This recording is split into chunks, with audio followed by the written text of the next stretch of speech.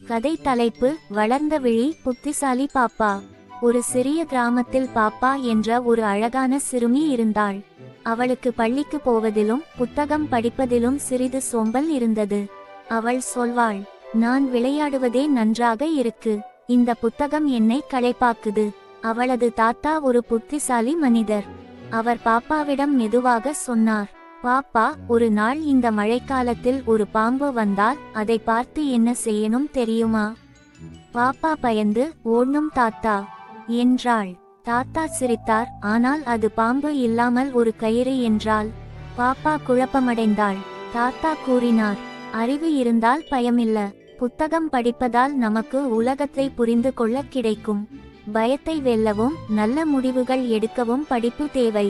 அந்த நாளிலிருந்து பாப்பா தினமும் பள்ளிக்குச் சென்று புத்தகங்களை விருப்பத்துடன் படிக்கத் தொடங்கினாள்.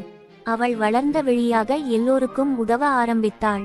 கதையின் முக்கிய கருத்து: படிப்பின் முக்கியத்துவம். அறிவு பயத்தை போக்கும்.